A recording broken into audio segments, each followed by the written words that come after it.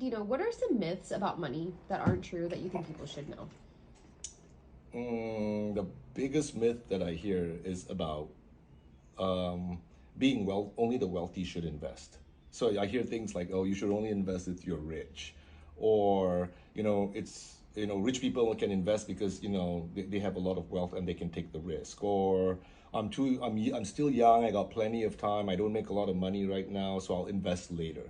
All of it, to me boils down to one thing. It's all, it's not true, because the power of compounding is applicable to everybody. It's applicable to a penny or $100 million. It's the same thing, right? And investing is not based upon it's not based upon how much you have to invest. It's you have anything that you have, you should start savings, aka investing. So, especially nowadays when you have these platforms like Robinhood, Interactive Brokers, whatnot, all these other platforms out there that you can buy fractional shares. There's no reason. And if you're not, you don't have to be rich.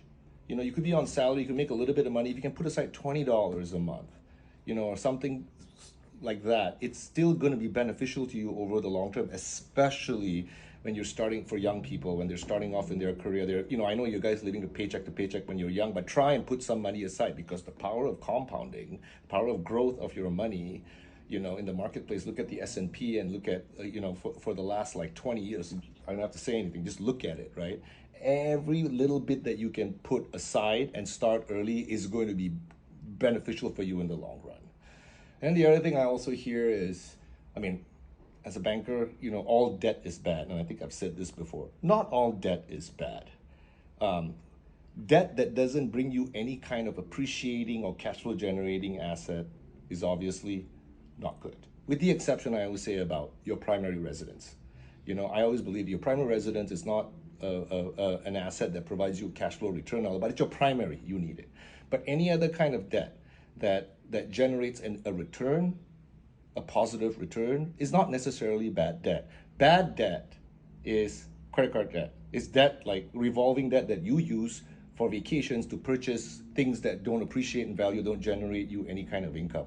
That's more towards the realm of bad debt. But there's other debt too that you need. You need a car, right? You need a car to survive, right? And unfortunately, it's a depreciating asset, but you need it. It's a necessity. So there's debt that are born out of necessities that you would need. That's not bad debt. And then there's debt that you incur for, to grow your business or to buy a piece of real estate that appreciates and give you cash flow. That's not bad debt. So,